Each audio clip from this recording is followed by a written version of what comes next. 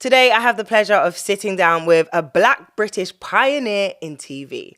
From starting out as an extra in EastEnders, he soon became a primetime favourite on shows like Doctors, The Crouches, The Javone Prince Show, Sunny D, Famalam, and now the award-winning Black Ops. His love of music has taken him to new levels as a composer for his own TV shows, which even led to him creating a viral song that every birthday girl, including myself, has to wheel up on her special day.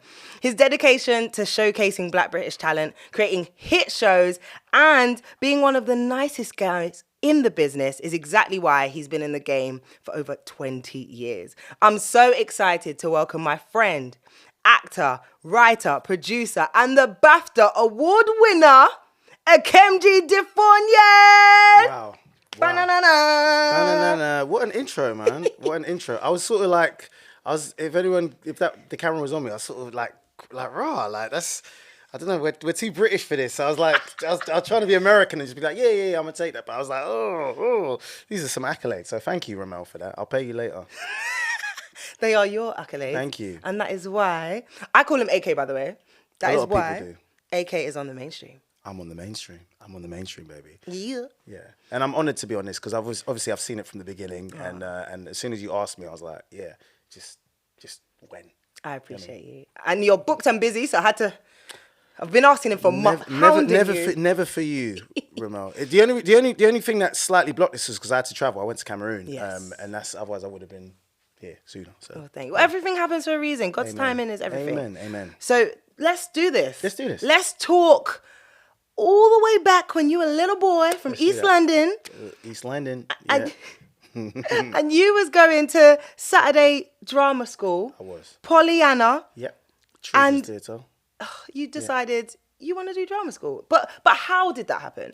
So, how did that start? So, you know, when you're in school and you do like little plays and things like that, I did one play. I think I was in year 5, and Mrs. Fletcher, a teacher called Mrs. Fletcher. I love that you remember everyone. I can't help it, man. It's like my little Rain Man thing. But no, Mrs. Fletcher, she came up to my mum and my dad and said like, "Oh, he's really good. You should take him to drama something." And like, I was involved in everything in school. I was in the choir. I was in the little kind of orchestra. Like we had like an orchestra. Like I used to play like glockenspiels and stuff like that. Okay, can't there even was say two that kinds of people. There was recorder people and there was glockenspiels. Side note, you know Francis Ezekiel. Yeah. We went to primary school together. Oh, man, Big Francis. okay. So yeah. So he'll watch this and he'll know what I'm talking about. So anyway, Mrs. Fletcher was like, "Look, he's good. He needs to do something." And I like as a kid, I was just such a big Eddie Murphy fan, a big Michael Jackson fan, and then my mum looked in the Yellow Pages. For anyone who's reading this, Yellow Pages was a thing back in the day. Mate, I was that kid. There was a couple things. There was Yellow Pages and there was Argos catalogue. Yes. Those, because Argos actually had a catalogue, so there was those things. And then we looked in the Yellow Pages and found Pollyanna Children's Theatre in Wapping, and then went there one Saturday and never looked back. Oh, amazing. Yeah. What was it that, other than your teacher, big up Miss Fletcher, like, why did your parents say, yeah, sure? I had a lot of energy as a kid, and I was always doing something. I was always making something. I was always like, I don't know. It was just a thing at our house. Like my big sister is incredibly talented. She's one of those people. I mean, she's a lawyer now. I mean, she's a high flying lawyer, but she's one of those people who's just really good. She's a really good singer. She's a really good musician.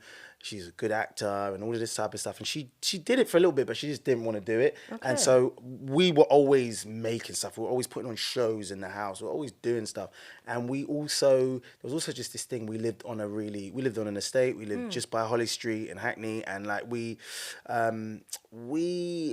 was a lot of different distractions that you can get involved in and all of that type of stuff as little kids. But I always wanted to perform. I always wanted to do that stuff. So I think partly my parents were like, "Oh, it gives you something to do. Yeah. So you're not just riding your bike around on the weekends." Fair. And so it was good. And actually those, I always call Angie up. That Angie was the principal of the school. Yeah. I call her up every month, once a month, to just to this day. Yeah, I mean, Angie's like my second mum. Like I love Angie so much. Like I spoke to her about 2 weeks ago because sometimes I wake up, and it sounds really silly, but I wake up and remember those Saturdays. I go like, oh man, I'm actually getting to do what I've always wanted to do now. Yeah. So I always think back to that time. It was the most.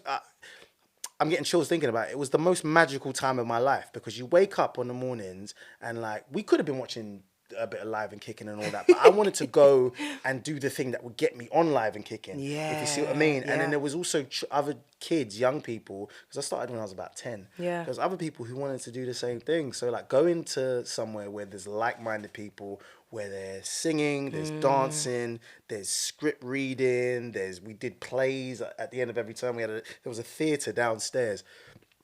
And it was the most amazing thing. Like genuinely, it gives me chills thinking about it because it was like, it was magic. That's the only thing I can describe. And then from that, they had like little, they had an agency. Oh, Yeah. they were serious from They were early. serious, yeah. So they had an agency. So they'd put me up for stuff. And like, I remember one of the first things I did was like, I was the voice of, you know the bus, the open top buses that go past in London, like the Yeah. official sightseeing thing. I was the voice of that when What? I was about 10 or 11. Yeah. There I don't was think this, I ever went on that open top bus. yeah, so there was this thing. It was one of these jobs that came through, and I was little, and so I remember like you go in and there was these headphones that you put on, and I was one of the voices. So it was me and another As a young child? actress. Yeah, it was me and another young actress. We'd go and be like, here's the Houses of Parliament, and blah, blah, blah, blah, blah. I'm doing my like my prepubescent Yes. voice. No judgment. Here's the Houses of Parliament, da, da, da, da, da. And then there was a ghost. It was like a kid's commentary. There was a ghost that came in. Okay. It's like, oh, this is the Tower of London. We're gonna chop your head off and all this. So it was like a little play that the kids could listen to while they was on that bus. So I did that, and then I did little bits of like just little modelling things and all that type of Okay. stuff, like from like really young. So, and to be honest, it was a good excuse to get out of school. And I loved school. I was really good at school, but like it would give me a little day off here and there. So the Pollyanna Drama School was doing bits. They're doing bits. They're still doing bits. Pollyanna's still active. I love them to life, man. Amazing. That's my home base. I wish I knew. I didn't know about any of this stuff growing up. Well, But you didn't look at the yellow pages? I did. I used to travel like far. What was the one that everyone wanted to go to? Stagecoach. Oh, no, Stagecoach. There was Stagecoach, but then there was Anna Shares, and then Anna Shares. and there was Sylvia's. At one point, I think like I was in year 9. I was in Cardinal Pole Secondary School. Yeah. And I remember being like, Mum, I want to do it full time. I want to go to be one of these, these Sylvia Young kids. And then I ended up dating someone years later who actually went there, and she said, "Nah, you wouldn't have. You wouldn't have survived. You wouldn't have survived. You wouldn't have survived. Why? You weren't theatrical Oh, enough." because they were all like musical. No, theatre. they were, but then What about also, you? what's it? No, I was, but I don't want to bait people up. No, there was just shenanigans. There was shenanigans. There was young theatre kid shenanigans that would go on, and she was like, you're not built like that. So anyway, I was like, okay. No.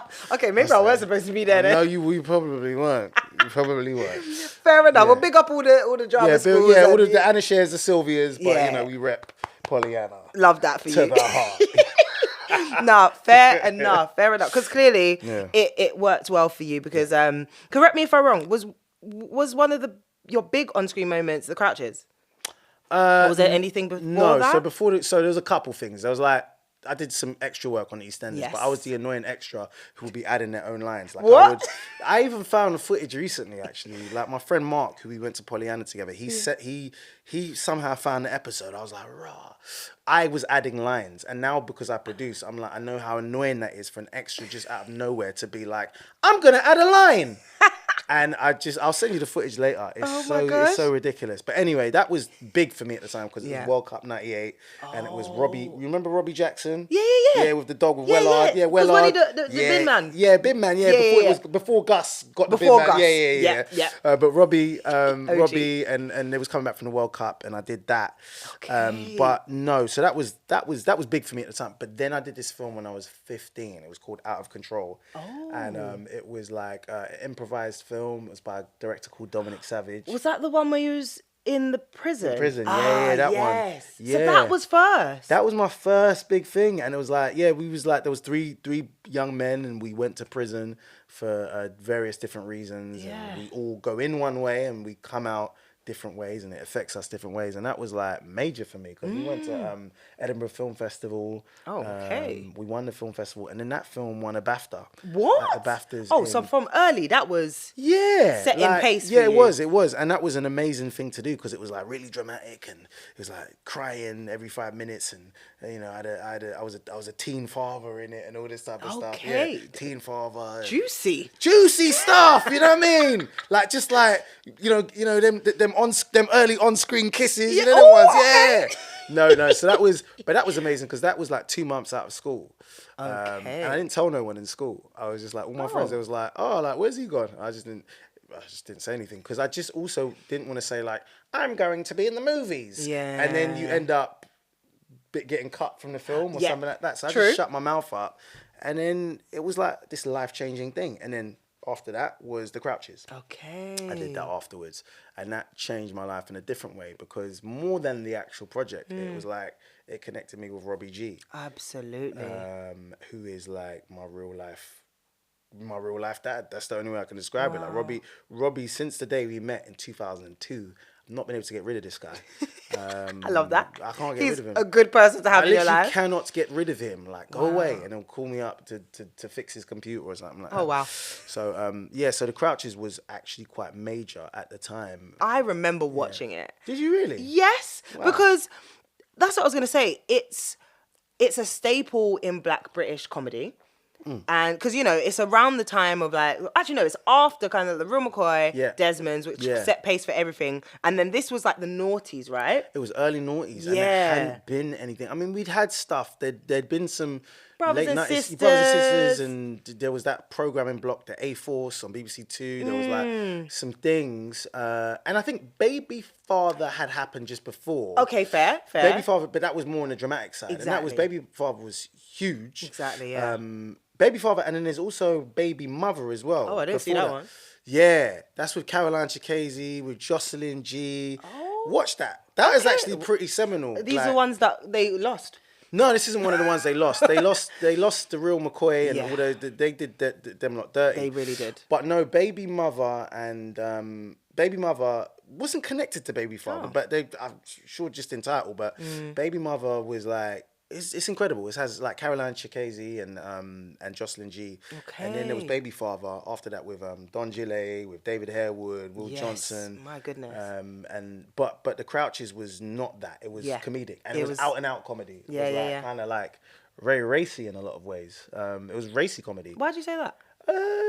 Because it wasn't. I remember at the time being a kid, and like I remember the New Nation had us on the front of the paper, just being like with gags on our mouth and stuff like that. Yeah, because they were like, these actors have been gagged, you know, because they didn't agree with this, and I was like, I didn't speak to the press, like, but there was this whole thing about what it represented because it didn't, you know, it was out. The humor was out there, so it was a black family in South London, but it was like.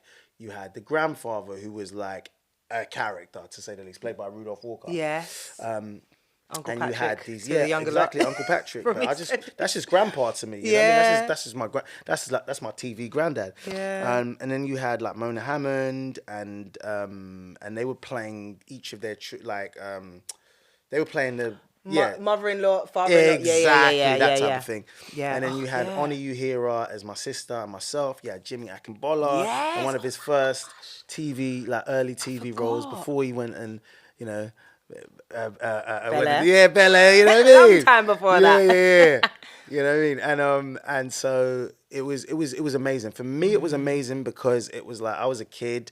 I was getting to be around these different generations of black British actors who all had different experiences and versions of their experience and stuff and loads to impart. So I had this reverence for what came before me just by the fact that you sat next to Rudolph Walker in the makeup chair, and like he just carries with him this gravitas. And like and then you got Don Warrington was playing a role in that, and Joe Martin, Robbie, Llewellyn Gideon. It was full of legends. John Jules, man. Crazy. Legends. Brian Bevell. Terence Maynard. It had all these Rashawn Stone. Anyway, I could go on. It had these amazing people in it. So okay, so you've got this. So you've done the film. Now you've done TV as well. what was the response of your friends and family knowing that now you are actually an actor? It's interesting, isn't it? Because people at school were amazing. They were just amazing. I remember, like, for instance, I remember the day after Out of Control, the first film had gone out. It's so funny because I remember I came into school and the hugs were different. That's what I remember. The hugs. They were different. checking for money. No. I mean, the hugs from girls were different. Okay. No, that's what I'm saying. Like, the hugs from girls are different because the thing was such an emotional thing. So I remember people being like, "Oh, you're right," like that. Wow. It was one of them ones, and I was like, I was doing a hug in the front, but then in the back, it was like the Thriller hug. It was like Michael Jackson Thriller. You like got him. Yeah. No. It was no. So it was that the reaction was cool. It was all love. Everything was love, and it's interesting because those times there was no social media. There was none of that. So there was no kind of, you didn't know what people thought of it outside of your like immediate kind of your area or whatever. You just didn't really know. Yeah. And also they didn't repeat things the same way. So something would come out So true. and it'd go out, and that's probably the only time you can see it. And that, but it was loads of love. Like my family were just like, oh, right, like that's amazing, but go wash the dishes. You know what I mean? So you'd have that, and it'd be like, go wash the dishes, go take the rubbish out. So that was cool. So you had that kind of like humility check at home. Always. I mean, African household, you're never going to be allowed to get bigger than your boots, because there's always some kind of structure. There's love, there's pride in what I was doing, and there was a lot of pride. But there wasn't like I couldn't get gassed by the helium. I couldn't get taken away. So they did what they had to do to make sure. They did what they had to do, precisely. You lived your life correctly. Precisely. I appreciate that. Yeah. Big up mummy and daddy. But actually, speaking of that, taking a lot of time off school. Yeah, so I got 2 months off. Yeah. For the first film, I got 2 months off, and that was amazing. That was just I mean, I was supposed to be studying, but none of us were studying. You've got like 15 to 20 young men, like none of us is older than 20 at this time. All working in a real prison in Lancaster, and then staying in the Holiday Inn. We're putting us up in the Holiday Inn, and then once a week we get these little brown envelopes, and they were like, "These are your per diems." I was like, "What's a per diem?" We love a per diem. Yeah, and it was like, "What's a per diem?" And this is like they're giving like real notes in there, real notes. Do you remember how much it was? Yeah, I think it was like, I might have got like 100 a week.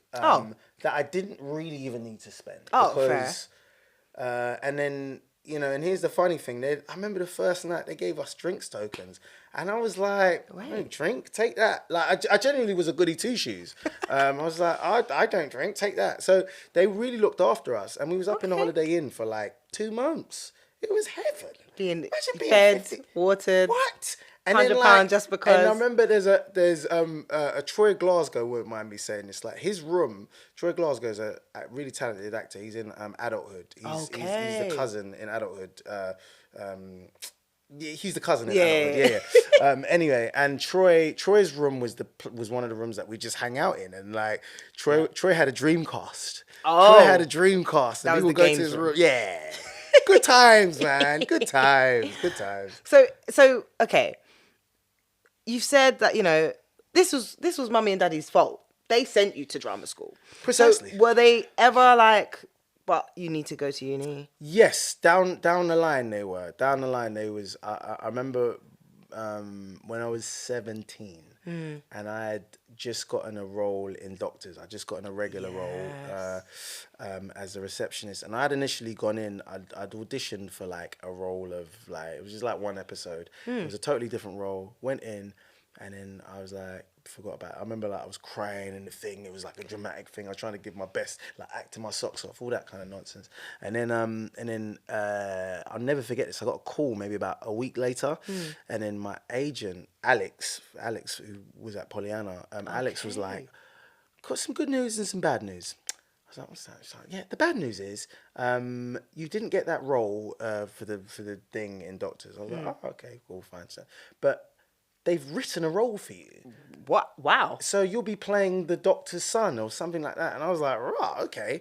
So I didn't actually ignorance is a wonderful thing, because sometimes when you know the full thing, you might freak out or you might not embrace it as you're supposed to. Ignorance can be incredibly powerful. Yeah. So I thought I was just going to go in and do like maybe a week or so. Then I get there for the first, for like a little, you know, just to see what's happening before I start filming. And then Arian Bakari was going to be playing my dad. Arian Bakari, BAFTA winner Arian Bakari. Yeah. He just won Oh my BAFTA for Mr. Loverman. Yes. He was playing my dad. So Arian was like, "Oh, how do you feel that you're coming up to play? You know, you've got like a 2-year contract." I said, "What?" I said, "I was just coming into it." He's like, "No, has no one told you?" And then so he was very kindly like, "Look, come and live with me." He had this dope apartment. He's like, "Come live with me. I don't have to pay rent for ages. Like, let me play rent." He was like, "No, save your money." Like, had the dopest flat, had a swimming pool. There was a jacuzzi. There was just it was incredible. Yeah. So I moved up there, and like I was doing that. That was my job. But at the same time, I think my folks was like, education is first and all this type of stuff. But honestly, from the age of 10 or whatever, I didn't want to do anything but what I was doing, because I was acting, I was doing music, I was doing other things, and I was like, yeah, I could go uni, but it just really didn't interest me at all, because I was like, I'm smart, I'll figure it out. And I remember speaking to my English teacher, Miss Gallagher, because I started my A-levels. Miss Gallagher, started my A-levels. I was like, look, Miss, got a dilemma. At some point, I won't be able to keep coming back to London, because look, you know, I've got this thing. And she was like, look, Akemnji, you're smart. Education is going to be here. You're a very smart young man. But I'd roll with this thing. I'd roll with it and see where it takes you. Yes, Miss. And then Miss did an incredible thing. And then years later, when I was in the West End and the History Boys, the whole English department came out to watch me in the History Boys and like wrote me a card and everything, left it at the stage door, all this type of stuff, saying, "Oh, we're so proud of you." That is so lovely. I owe Miss Gallagher for that. So mum and dad were like your education, because they're all very educated people. I mean, your sister's a lawyer. My sister's a lawyer. My cousin's an accomplished dentist. We've got PhDs in the family. There's, UN. We've got people who work for the UN for like 30 plus years. Like, we're very, like, to our credit, an accomplished family. And so, PhD and an actor, like, man, yeah. So it's sort of like, they didn't marry, but there was a point when I was 17 where there was like,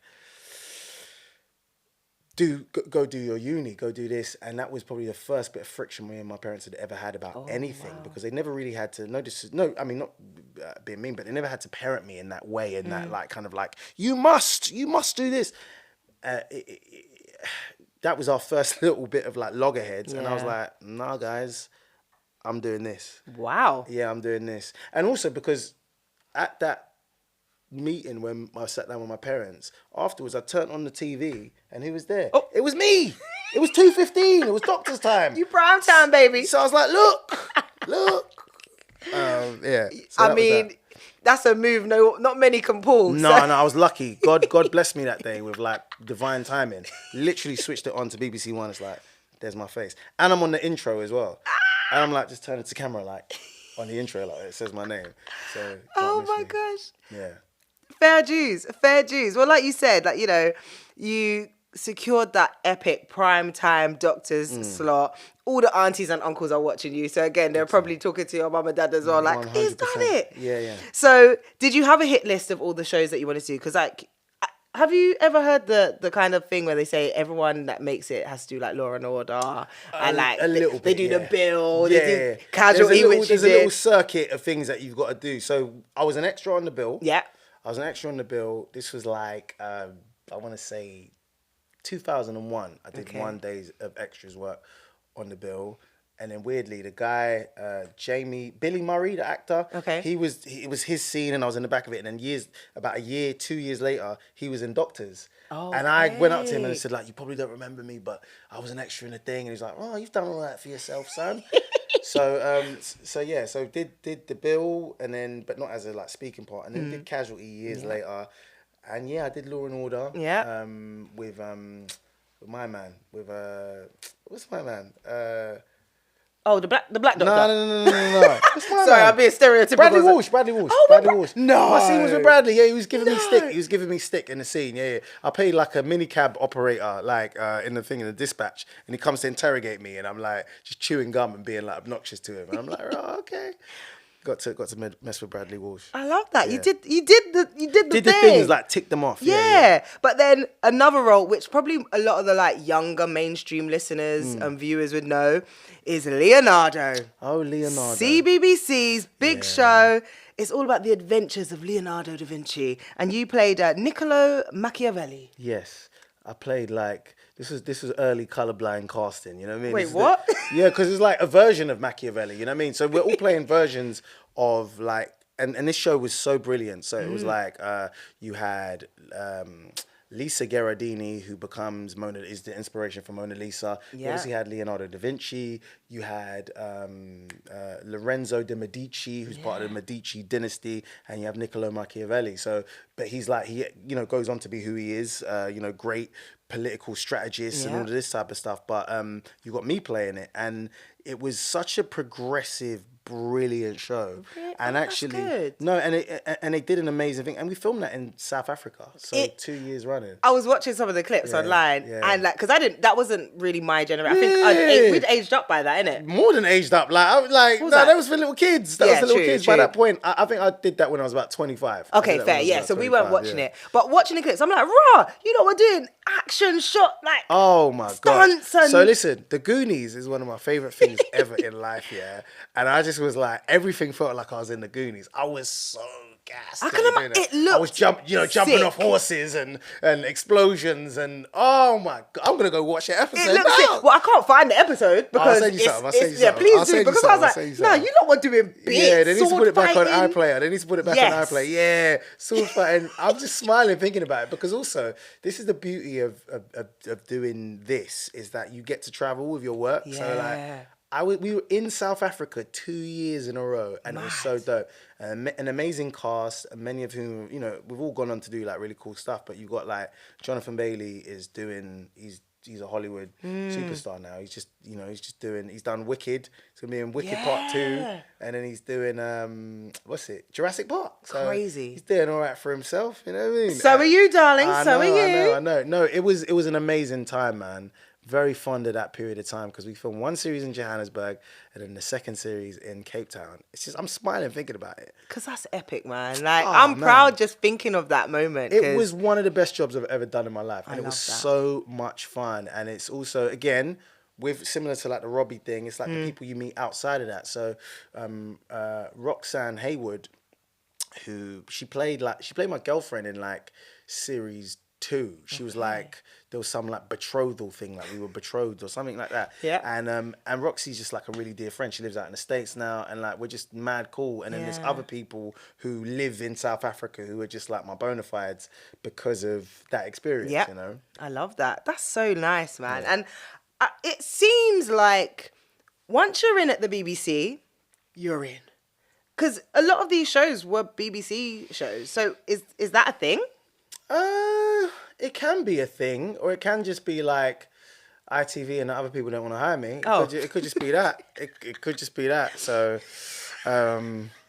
it could be that. No, but you are like to this day. No, to this day. No, so I've always said that. I've been really fortunate, but I do think people talk mess about the BBC a lot, and I always feel like it's like a family in that like I will cuss out my family member to their face and be like, you're an idiot. You didn't come to Auntie's birthday and and all this type of stuff. Yeah. But then to the public, you can't talk about my auntie. Yeah, like I hear you. So I'm very protective of the BBC because it is all of ours, and I've been fortunate enough that like a lot of my work and a lot of like my creative work has kind of come through them. So I think that's just, I think my relationship with them is. I know who I owe it to.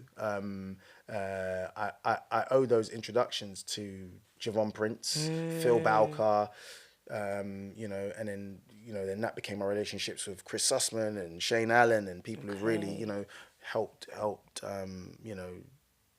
curate my career and all that type of stuff. So yeah. I mean, that was actually my next point. Like, I'm ruining your thing. No. This is what I'm saying. I love it when it just organically gets me there, because the Javone Prince Show, that's actually where we met. That is where we met. And I was talking to camera guy. I forgot his name. Sorry. My brother in the. You've said a lot of names. It's okay. Yeah. I was speaking to him earlier about that very fact, because we met you came to watch Jav show. Because I'm a nerd and I love seeing how things are made. You're a cool nerd. I'm a cool nerd. Yeah. I remember you coming there, and I remember approaching you because you came up to me, which was weird. You were on the jump off.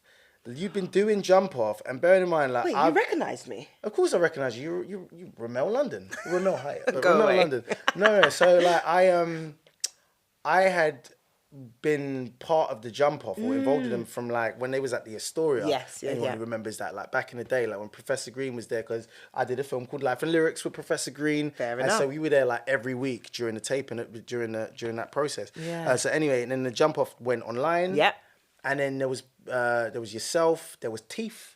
Yeah. It was Poet. Jay Davia, that era. Yeah. Bare people. So I'm just so many people. bare people. And yeah. it was and I think something had come up. I think there'd been something within quote unquote culture that had happened, some big story. And I was like, I came up to you and said like, I'm a really big fan of yours. And I said, what you said on this particular subject, I agree with, by the way. I was probably getting slagged off online or something. No, I don't think you were getting slagged off, but I think it was one of those interesting things about like when people speak when people speak their mind about something and they hold to it, and what you said was like very apt. So I was just like, I think you're really, really cool. And but that's how I am. Like if I like what someone does or I see them, I'm just like, yo, I see you, like salute, like keep doing your thing. Yeah. And that's where we first met. Yeah. Mad. And again, it was just so good for me as someone aspiring to make my own content, to be in a space and see yourself like producing, also starring in the show alongside Javone. I wasn't producing by that. But Wait, what was you doing there? I was just a writer. I mean, not just a writer. Were but you in it? I was in it as well. Basically, this is one of those life-changing moments. One of the many. Like Jav is a dear friend and was like, "Yo, we're doing this show. Like, come eat." So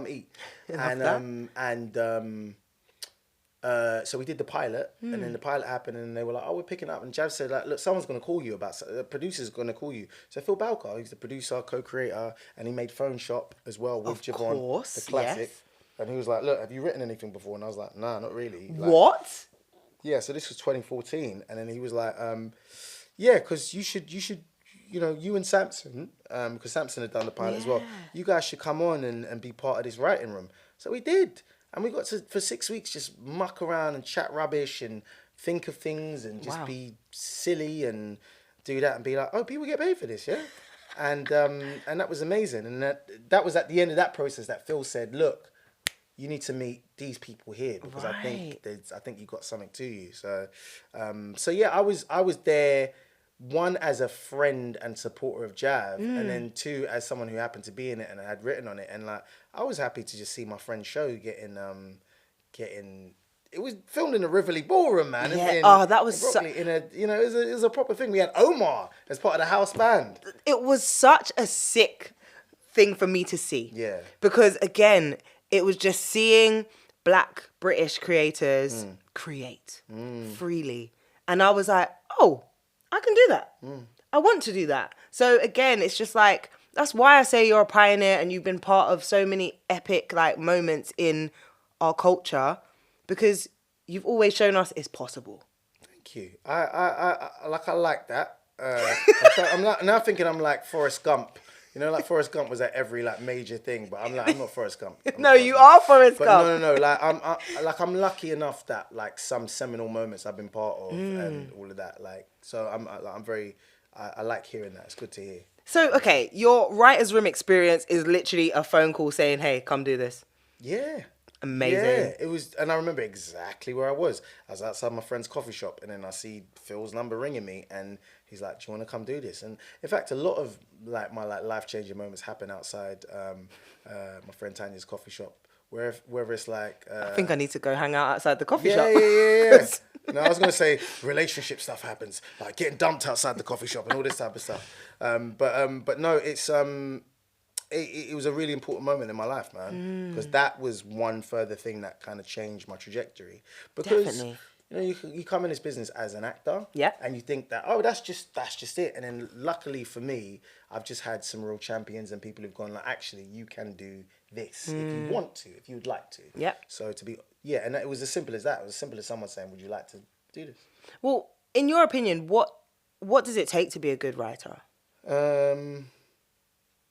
Not being scared to be rubbish or say something rubbish. Say, because by and large, the first thing that you put down on paper or you say out your mouth is going to be cringy or foolish or whatever, and just not being afraid.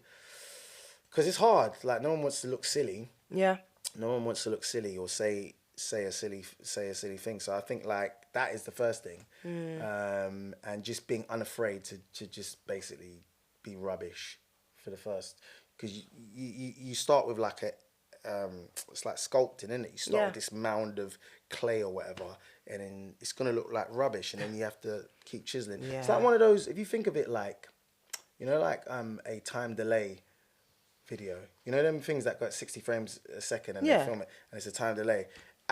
Say like someone's getting their makeup done or whatever, and like at first it's gonna be like, what are you doing? What's this? And then at the end of the time, trust the process. Yeah, trust the process. You said it succinctly. I was chatting rubbish, but you kind of put it in a no, but again, this is like. Yeah. It's like trending on socials when like you're watching a makeup tutorial and you're like, oh, it's got like it. that. And so it's like, it's going to be rubbish at first, and it's just going to get better. So put one foot in front of the other, and it's going to happen.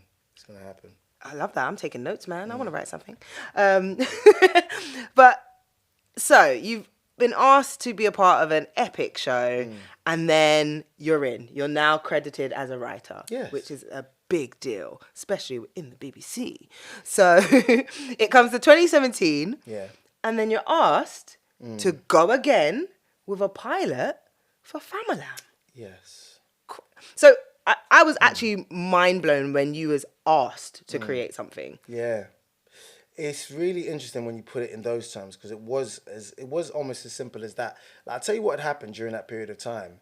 I thought I was going to be going to America at this point. I'd just my O1 had just come through. That's the visa, right? Yeah, the visa, yeah. So that had just come through, and then my manager at the time was like, there was this thing that I'd auditioned for about like 10 times, like, keep on coming back. And then I remember getting this call, and it was like, they want you. It's yours. And I was like, all right, cool, perfect. So I was like, the stars were aligning. Anyway, something happened, and then they kind of, it just didn't happen. And I was so crestfallen, because I was like, oh my God. I thought this was like, this is it. I'm gonna make it. This is yacht money. This is. Like, obviously it's not good to sort of quantify it in terms of financial terms, but you start dreaming like that when, you know, particularly when you can see what's at stake. Yeah. It didn't happen. So I was a bit crestfallen at the time, and then got a call from someone at the Beeb. Said, do you want to come in? I want to have a coffee with you. This was Chris Sussman, and he was like, look, we want to do this show. How do you want to be involved in it? And I was like, I'll produce it. Having never produced anything before in my life, I was just like, yeah, I'll produce it. And I suppose because of the disappointment of that job that I thought I was going to get, I was just like, I don't really care. So I'm going to say the thing that I want, because like, whatever, I want to produce it. They could have said like, no. But because Samson and I had we'd just been offered a pilot just after that. The BBC Free show? Yeah, Hellmakers, Yes. which didn't go to series. They picked Kaide's show, because they were very, very similar. No. Big up Kaide, but they were very similar shows. But me and Samson had done that, so at the time there was a lot of acting going on, and we were working together on a lot of stuff. Yeah. And so then started developing the show, and from the casting process and doing all that type of stuff. And it was kind of like an amalgamation of all the things that I'd learned over time through like osmosis, like stuff that, you know, when you're just on set and you're just watching people like does this person do this and that person does that, and you're just learning. And also I'm always logging people. So if someone does something good, I'm always like, I always just write it down or keep a mental note. I'm like, oh, one day, man, if ever I have the opportunity, I'd love to bring you in for something. And this is before Famalam, anything like that. Yeah. So imagine my delight when I have the opportunity to call in people that I've logged. So one of those such people was Bemi, because we'd worked together on Sunny D. And I remember being so jealous of Bemi when we worked together on Sunny D, because I was like, she's so good. I was like, she's so good. And I'd never seen her before in anything. I was like, who's this? Like, she's sick. So I just jotted her in my brain, and she was like, I remember calling her and being like, oh, like, putting together the show. Do you want to, love to get you involved? And she just thought I was like she thought I was trying a thing. She just thought like, yeah, she didn't believe it. She was doing a play at the time, and I was like, no, this thing's going to happen. Anyway, and then Samson was in it, and then we just built like, and then Viviana Champong, Tom Mucci, John McMillan, Roxy Sternberg, and then later on Danielle Vitalis. Like, it was a really amazing cast. It was the Avengers. It was comedy. like the Avengers when you look at it, and credit to the cast. The cast are just like phenomenal. Yeah. And someone did this thing like years ago, a couple years ago, and then they said something which is so like, it's a feather in my cap, but it's like, TV owes a big debt to the cast of Famalam, because it was like John was in Game of Thrones, Viv was in Sandman, and Bemi was in A League of Their Own, Tom was in like 10 Things, I think he was in Criminal Justice, Danielle was in Bare Things, Roxy was off in America. It was like, it was really cool to see, because I'd always watched it from the sort of seeing the white perspective of it, like seeing something like I don't know, like maybe let's say Skins. Where all of their cast. I mean, obviously they had black and brown people, like they had Dev Patel and Daniel Kaluuya, but like, but to see it from like a completely black perspective, and like everyone's just sort of gone off and done their things, was like really, really cool. Because that was, to be honest, was my dream. Putting it together, I love that. No, it really was. I wanted all these people who might not have been like names or like have done that to just go and get their shine. So it was good. Did you expect Famalam to do as well as it did? No, I had no expectations at all. If I'm really, really honest, I was like, when we got picked up for a series after the pilot, which is very quickly after the pilot had gone out. The pilot went out like September 2017, and then like maybe a day later, I was in America at the time, and they were like, yeah, we want to do a series of this. Day later? Yeah. Like, is that normal in TV land? Can happen. I mean, sometimes these things happen. Like these, I don't know. Sometimes these things are already like they have. It happens. It happens. But but I, in terms of that commissioning process, I had no experience in terms of like, the swiftness of how these things can happen. I mean, now I know a little bit better. Now I know a little bit better. But no, it was like it was really cool. And I was like, yeah, you're gonna do a series. And it was like so cool to then be able to tell these people who kind of put their faith in me, not just the cast, but they respected you enough. But with respect to what you're saying, like off of nothing, like as in like, there was a lot of trust. Trust the process. Trust the process. But I mean, just from the cast perspective, because for instance, I'm someone who like, I'll often say like, trust me. And like, it might be amazing, or it might be a little bit long, but like to trust, particularly when people are willing to put their trust in you, is like, it's a real duty to sort of see that through and honor that. So like someone like Bemi, to see her career going where it went, or to see Viv, or to see Samson was already doing his thing, but then again to say like someone like Tom Mucci, who was coming from that world, he was coming from the world of online, and say like, look, come with me. Like he had no reason to say like to trust my quote unquote process, you know. So it was good that, you know, season on season, people were able to come back and eat, you know. And eat you have done. Feasting, in fact. Oh, God bless. Because Famalam is the reason you are a Bafta award winner. It is actually, and that. Sorry, I need a moment. My friend's a Bafta winner, guys. You gotta do the pin. Breakthrough Talent Award. Yeah, that was like a moment, and someone brought it up to me. It was Viv actually. Viv brought it up to me the other day, and it's sometimes because look, life happens in between everything. Yeah. Life happens in between everything. You got to live your life. You got to do other stuff. And actually, sometimes it's like, oh, I have one of those. That's actually... Cash. That's really cool. Like, because that is the highest televisual and film body in our country. Absolutely. And so it's like, it's a real dope thing to have and have next to my name. And it's something that will never be taken away. And... just put that, because technically, if they want, they can. I'm not going to get anyone. I'm not going to get anyone in trouble. But anyway, I'm not going to snitch on anyone. But anyway,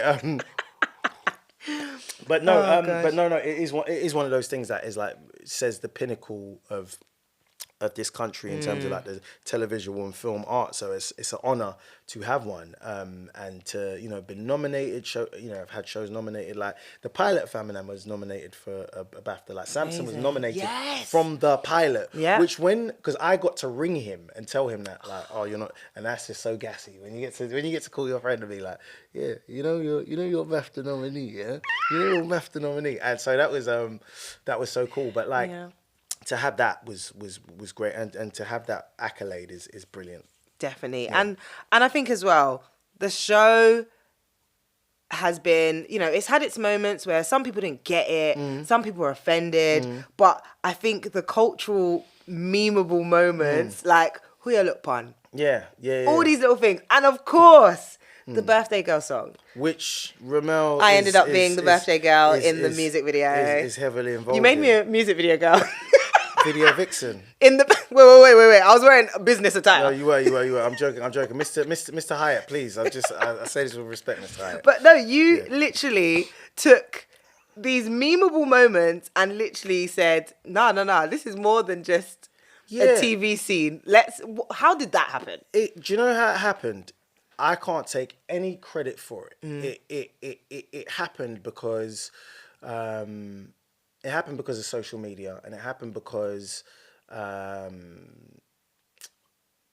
once these things go out, you have no control over it. So it's once they go out, however they go out, it kind of takes a life of its own. So I can't take any responsibility. And to talk of the good and the bad, like, you know, because I remember like through some of the kind of, I'd say like controversial, it's not controversial, it's just comedy, but through some of those moments, people are like, do you want to come and speak on this thing? And I just think like, no, I'm not speaking about anything, because if you start a dialogue about something that you've created, whether it, and by dint of being comedy, it's, if you laughed, you can't laugh and then kind of come back and be like, oh, why did I laugh? So I particularly at the time, I'm like, I have a policy of like, nah, we don't get into conversations about it. Yeah. Because some people are offended, some people aren't. Yeah. And you can't, and I'm here to, particularly for a comedy show, like I defend everything's right to exist within that context. Fair. And actually, there's so much more. Let me articulate myself well. But there's so much more. There's so much stuff within. For instance, series 3, I think, was one that, particularly during COVID, was like a hot button moment. But there was so much stuff within that show that was about like us, the collective us, the West Indian, West African us. That was saying like one of my favorite sketches of all time is the hair shop. There's one about a hair shop where it's like an Indian guy owns a hair shop, and it's basically, that to me is one of the funniest sketches ever, because it's a conversation that I've had like my whole life about like, bro, why don't we own hair shops? And it was just funny, but it was clever at the same time. Yeah. And actually, I just think. I just think take the art as you will, and don't put too much sauce on it or whatever. But I also think that I can't take responsibility for how well like a sketch is done online. Fair. You can't plan that. Yeah, you just can't plan that at all. You really can't. And I feel like you've always been such a cheerleader of others, that even in this moment, like you definitely wrote that. Like you've given credit to all of your cast, and like obviously this was a great moment for Tom as well with Birthday Girl, because he loves music just as much as you do, so much great. So that he's an artist now. Exactly, yeah. So I think it's amazing that you're always cheerleading, giving people opportunities to even shine even more. Why is it so important to you to help others in the industry? I'm not going to do it anymore. No, I'm joking. I'm joking. No. I think it is really important because, look, so many people have helped me, man. It is it's each one teach one. That's just, it just is what it is. And if you can, and look, you can't do it all the time. And sometimes, because within that process, you'll also get stung. At some point, you can't help everyone, because sometimes it's about being discerning on who to help. Because sometimes people, life can be funny in a lot of ways. But I suppose it's just stuff that I've learned from my folks primarily. Like you know, like if you have a, you know, if you got a slice of cake, slice that in half and let another man, or when I say man, you know what I mean. Let another person have a little, sorry. Let someone else have a taste of that cake, but also, because of my entry into this part of the game, the production part was like, someone said, "Do you want to come and eat?" So it'd be so wrong if I was just like, "There's the door, close the door." No, I've always tried as best as I humanly can to try and, empower or educate people, particularly those within my hemisphere. Yeah. I'd be a sucker if I don't tell you, "Oh, do this," or "Actually, come here." Yeah. Don't do that. Or do. I'd be a sucker. Yeah. And so, anyone who knows me or has spent time with me knows that, like, it is my joy to try and help. One thing I have had to discern as time has gone on is that you can't help everyone. Oh. You can't help everyone. You can't help everyone. And it is very important to be discerning. Instead of operating a carte blanche, everyone, you get a bring in, you get a bring in, you get a bring in. A time and time will teach you to, that discernment is crucial within that process as well. Absolutely. But we can add that to some later portion of the thing. Okay. Yeah. Okay. Yeah, Fair. yeah. Well, I mean, in going off the back of that, you mentioned like Bemi. She's amazing. She so much so that she won a Bafta for Best Female Performance in a Comedy for your show that you've made together, Black Ops, and she gave the most incredible speech. She really did. She not only like made us realize that God is forever in the middle of everything we do. Everything. He's But never absent. She gave you your flowers. She did, man. And it was so beautifully put. And there was that pan to you. And I could see you felt that. I did feel that. And I was not, I mean, look, the reality is I was not long, removed from, like, my dad had passed maybe a few months prior. And so she had a lovely shout out to my pops in that. Yeah. And then also, I mean, maybe it's the Nigerian in her. She just knew that that's gonna give me credit forever with the Ndifornyen family, because my family across the world are like, "Oh, how is Bemi? Oh, this Bemi. Oh, Bemi." But no, that was just like a beautiful thing of like of reciprocating a love, because I know, look, I love Bemi very much. She is family, and we are like brother and sister, and from the time that we met or started working together, I've always been like, look, I want to, whatever you need, I'm here to try my best to facilitate that, because I think she's very special. So that was beautiful to receive that, and you can see that on my face. Yes. When I'm sat hearing that in an auditorium. That was a beautiful feeling, but also just it was just a moment, because she said, I demand that you have everything, and she's not wrong. I deserve everything. She's not wrong.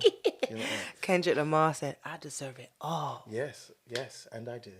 Yeah. No, as you do, because again, you didn't have to bring me in for Birthday Girl. Like, that was the most random bring in, but the most enjoyable bring in. I'm glad you enjoyed it, man. It was so fun having you, and you kind of what was beautiful was, like, you said, I asked you, and there was no hesitation. You just said, like, I'll do it in between. I was on radio. Yeah, on radio, so it's just in between, and like, and that kind of that love and that love is like, okay, cool.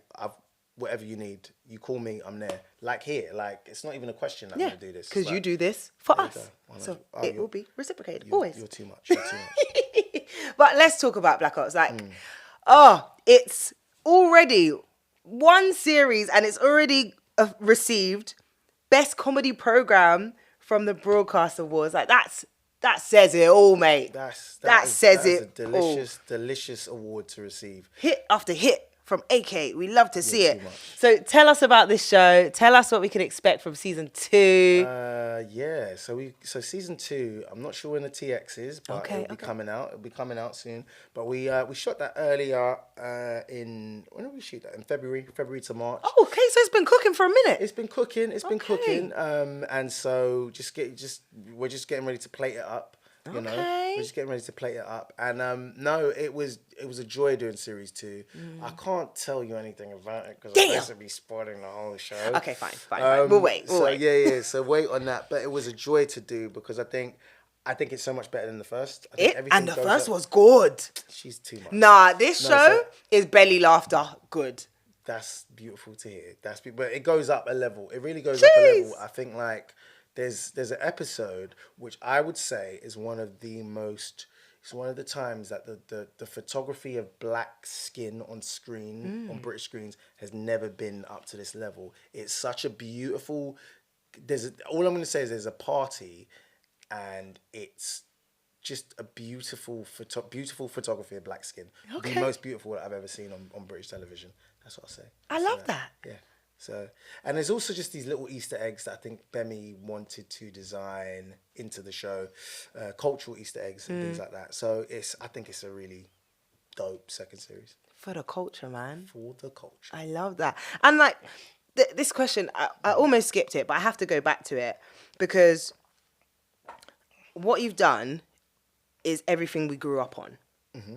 We had the Real McCoy. Mm-hmm. We had Desmond's. Mm-hmm. We had there's so many, all the shows we were talking about earlier. But then there was a drought. There was a drought. It was quiet. The late 90s, early noughties, it was just like, oh, black people disappeared. It was weird.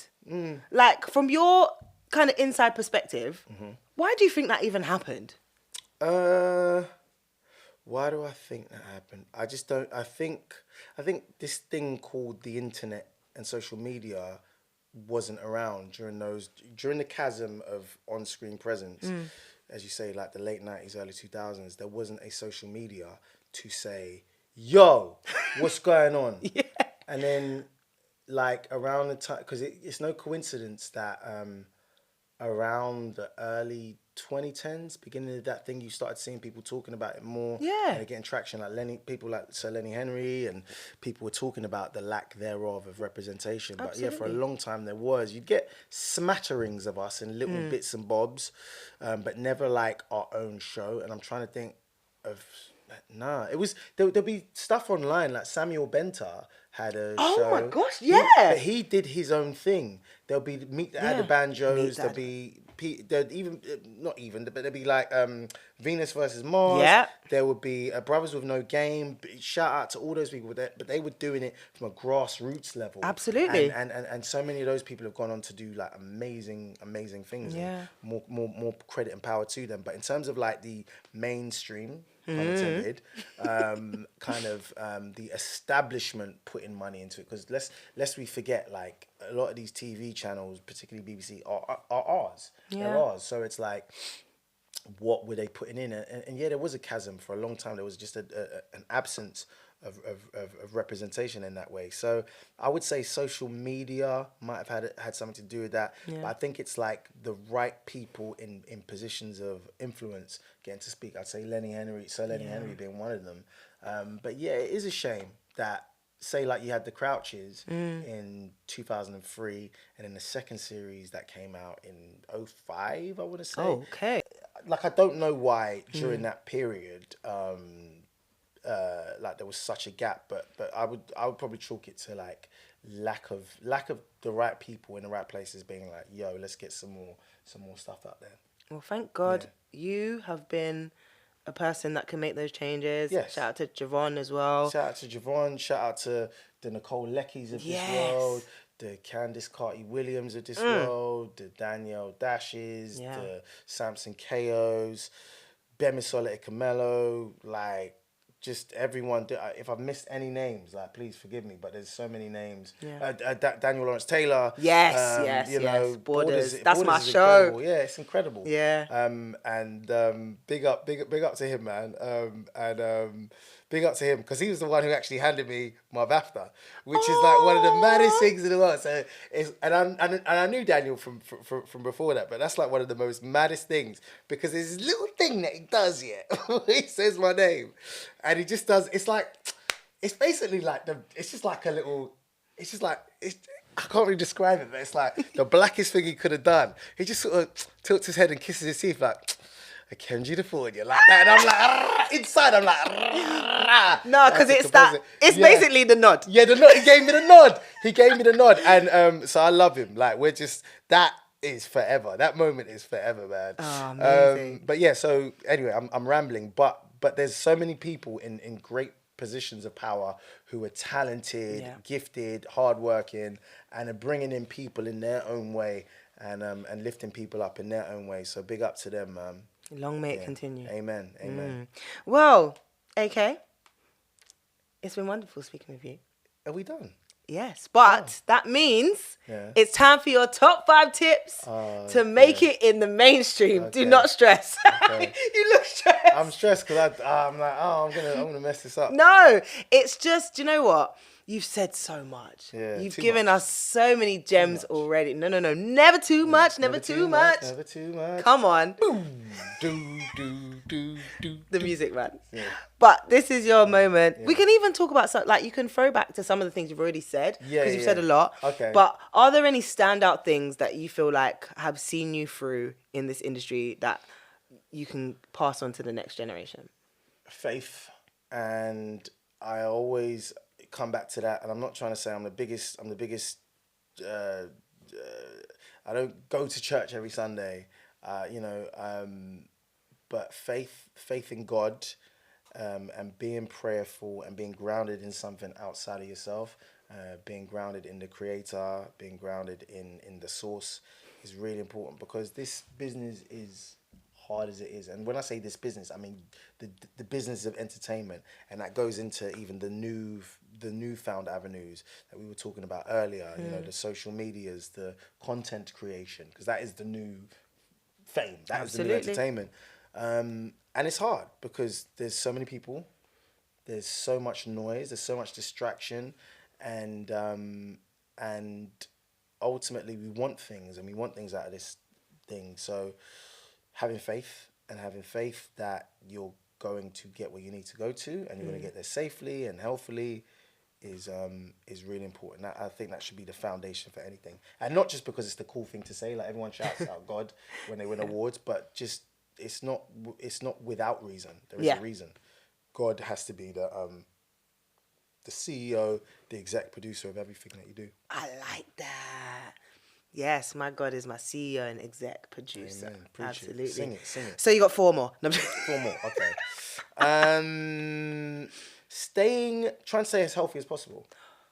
I think in Not recent many people times, say that. Not many people say that, but in recent times, it's sort of become more apparent that like health, be that physical, mental, is very important, and it kind of coincides with the previous one about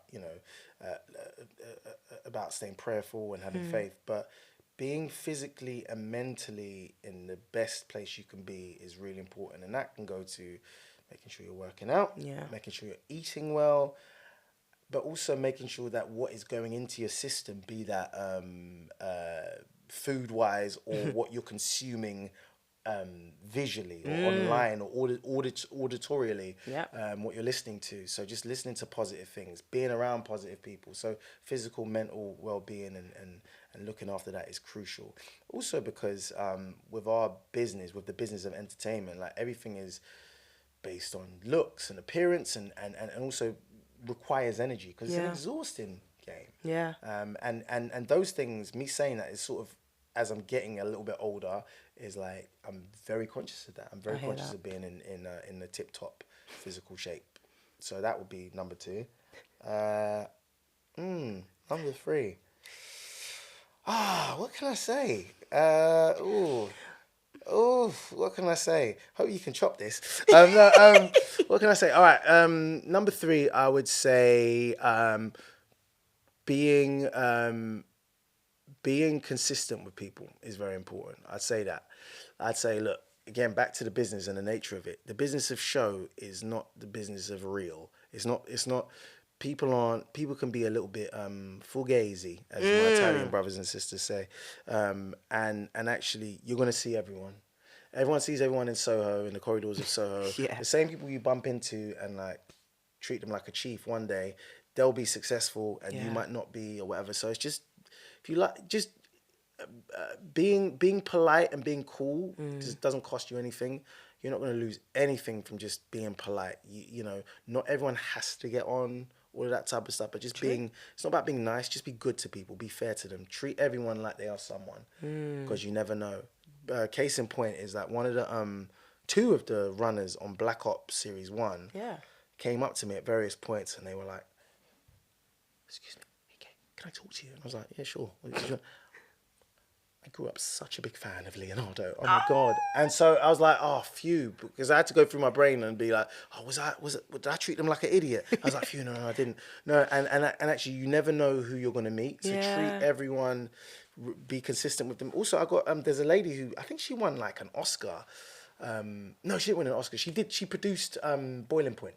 Oh, She okay. produced Boiling Point. She reached out to me on Insta and it said like, I don't know if you remember me, my name's Sarah. And I was like, I'm so sorry. She's like, I was a runner on Doctors years ago. Crazy. And then boom, she's gone, you were so nice to me. And I was like, I'm so glad she said that. She's like, I'm so proud of what you've done since. And I was like, right, you're doing Boiling Point. Like, right. Give me a job. And so that to me was like, it was another like moment of, like, because you never know who you're dealing with, who you're going to meet. So just treat everyone, be consistent with them, treat everyone with respect, or treat them like they're someone. Don't do that flimsy industry thing where it's like you're dismissing people because they don't have numbers on social or you don't think they're anyone. Treat everyone like they're someone. I'm not saying like invite them on tour. I'm just saying like, I'm not saying don't invite them to your section in the club just because like, but just treat everyone with respect and courtesy. I think that's important. Two more. Not bad. Be prepared. Have something. Be prepared. Like if you're going into a space, if you're going into a meeting, if you're interviewing for something, be prepared. Yeah. Be prepared. Don't show up and wing it. Like I was one of those kids. This is a good and bad thing. I was one of those kids who I could do my homework on the morning that it was due and still get an A*. Facts. Well, Facts. that's unfair. Facts. Just look at my history. Go to my school right now and very look at jealous. their history. No, I'm joking. No, but I could actually do that. I was very good at that. But that was actually quite a bad thing because because I got away with it for so long. There'll be times when I was in my late teens in a work sort of scenario that I'd come unstuck if I hadn't prepared. So always be prepared because even if it's just coming in the room with an idea, and that could be for a meeting or that could be for like being on set, just be prepared. Like just have an idea with you, know something about the thing. Like if you're going for a meeting, don't just show up and like and just think you can blag it. Have done some prep because people are always going to be able to see beneath the blaggery. Because I've been caught out before. That's honest, man. I love that. No, I've been caught out before. I remember going up for something at the National Theatre and I just hadn't prepped. If I'm just going to be really honest, it's transparent. This was like I think I was about maybe 20, and I just thought I could like wing it. And it's like no, don't do that. Don't do that because it's a disrespect to the people's time. I hear that. Because that's a real important thing. Is that is people people want you to win. So give them that courtesy and do that due diligence. So prepare in that way. And finally, another time thing, because we all do it. We all kind of not don't leave enough time to get to our location or this or that, and there's traffic and this and that. And in, for instance, somewhere like Los Angeles, it's everyone's late everywhere, and it's just sort of a known thing. But for instance, forget Los Angeles, if you're here, if you're in the UK, whatever, just try and leave. If you think you need an hour to get somewhere, take an hour and a half, just because what you're doing by being late is you're saying my time, your own time is more important than theirs. Yeah. And I just think even if you're there and you're waiting early, it just says something. Yeah. And actually, if they're late and they haven't apologized, then you might be able to stick it on them or just be like, yo, because I think that's really important. And there's something that as I've gotten older, I appreciate that. Time is the one thing you can't get back. Facts. It's the one thing you can't get back. And so actually showing up on time for something shows respect for the person, whether you know them or not. And it also says respect for yourself. Like when you see them, for instance, in an audition situation, or even just a meeting, you could just be having a business meeting and someone's waiting in the lobby like 10 minutes before and they're on time. They're like, oh, there you go. But no, they're respecting what this thing is. They're not just showing up flustered and, oh yeah, so what are we doing? They're just, they're on time and they're showing respect. So I think that's what being on time says, and that's really, really important. Really important. And especially when you are new to the business as well, particularly if you're coming from a different discipline or different environment where that might have been okay to get away with. Yeah. The world of money doesn't respect your bad timekeeping. It just really doesn't. So being on time is crucial, because it just says I respect the people I'm coming to meet. Absolutely. And you was on time. I was, for the record, wasn't I? And we were delayed. Did I apologise? Of course you did, but, Okay, but it's you. I'm just coming to see family, so it's cool. It's fine. Well, thank you for your time. And thank you for your top 5 tips for the mainstream. Woo, woo, woo, woo. No, honestly, I love everything you do.